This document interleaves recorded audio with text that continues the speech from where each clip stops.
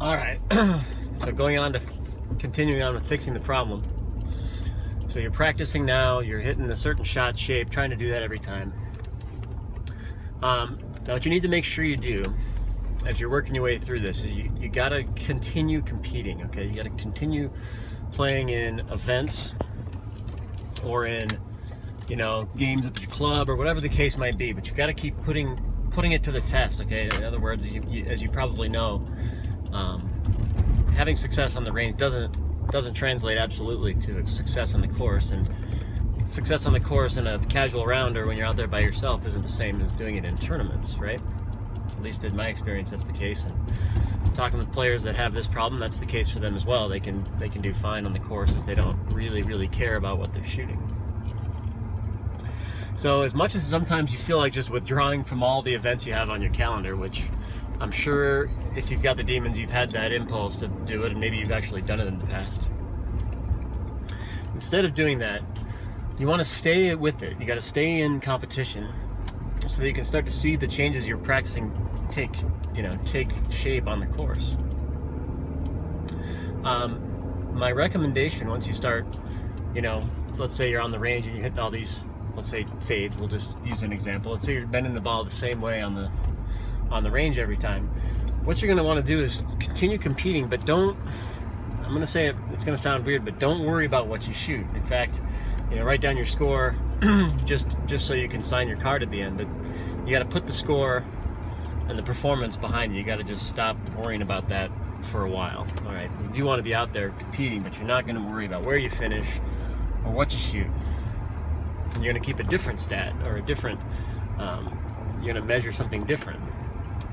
And what that measurement is going to be is you want to keep track of how many shots on the course you actually can bend this same way that you've been practicing. So let's say you're on the range and you're working on hitting fades and you can do it, 18 out of 20 times, 19 out of 20 times, whatever the number is. You want to be able to go out on the course and start to just keep track of that. Like, that should be your focus in a tournament round. Instead of going out there and trying to win or trying to shoot a score, just go out there with the mindset of, look, here's a chance for me to test my new ideas in tournament play, but I'm not worrying about what I shoot. All I'm really concerned with is whether the ball is bending the right way all the time. So you can kind of add that stat to your strokes gained demon stat, if you will, from earlier, where I was saying, how you track findable versus not findable. The next thing you want to keep track of is how many bend the right way, or the way that you want. And when you're out playing, just make that your sole focus of every tee shot, is get the ball to curve the way that you have been doing it in practice. I don't even care if it ends up in the native, I don't care if you can find it, I don't care if it's out of bounds. If it's curving the right way, then you're on the right track, okay? If it's curving the wrong way, you're on the wrong track. So let's say you go play around to golf and you hit 14 tee shots plus, we'll just say 6 provisionals. So you hit 20 shots. I'm just using 6 just to make the number nice and even. So if you hit 20 tee shots, you're going to keep track of how those 20 do with just the relation relative to the curve that you want, okay? So if it's 20 shots, did you curve 11 of them correctly? Did you curve 13 of them correctly? And what you're looking for is you want to keep building that number. Just worry about that number. Get that number up there. Since that's what you're practicing, as you practice, you're hopefully working on, making some adjustments to make it curve more or less and make it start off more left or right.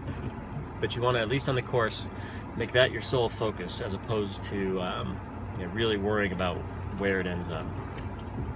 And that'll help you kind of develop the one-way miss, which is really important to getting rid of your demons for good. You can't be out there spraying it both ways. That's the root of all your problems to begin with. So when you're out on the course next time, continue to play in tournaments and focus each round. The primary goal of the round is not to win or shoot a good score. It's to bend the ball the same way every time off the tee. And what you'll probably find is you'll probably actually shoot some good scores, but you're not really worried about that. You're just bending it the right way. So give that some thought. Think about that in your next rounds as you work on the problem, and we'll continue on from there. All right. So after rewatching that video and even rewatching the the first time I actually shot it afterwards, I still wasn't really happy with how I was discussing what I've learned in that regard. So number one, I do think you should still play in tournaments. You should still stay in competition. It's the only way you can track your progress because, as I mentioned before, you know, you can practice it, you can go play casual rounds, but tournament play is really where you can see whether or not what you're doing is working. In the video in the car, I talk about curving the ball the right way, and in general, I agree. Whatever you decide on. Now, at the time of that video, I was thinking I had to fade it. And I also had it in my head that I wanted a one-way miss, which I've since learned isn't really a thing. You can't really have a one-way miss. You can have a one-way curve, like, you know, always fading it or always drawing it, or in my case, trying to hit it pretty straight.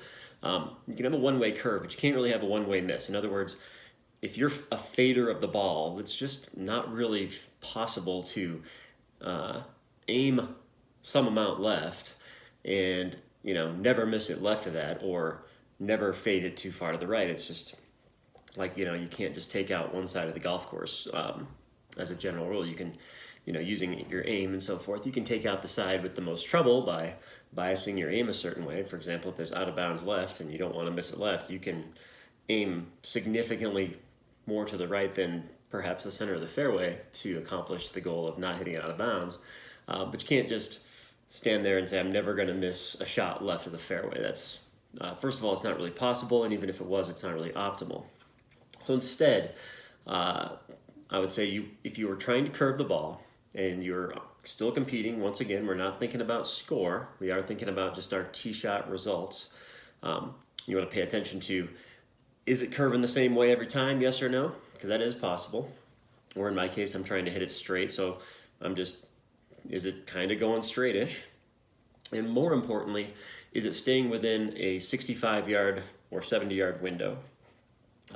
That's what I practice on the range a lot. I set up a couple of points down range using Google Maps that represented the 65-yard wide spread at, you know, 300 yards or so, and practiced keeping the ball, you know, having the ball come down within that 65-yard window, and then on the course, all I would really track was how many of my tee shots were doing the same thing, coming down within a 65-yard window. And, you know, for me, trying to hit it straight, you know, I would basically aim at the center of whatever that was, and, you know, try to keep it in that window, keep track of that, see if it got better over time. It has.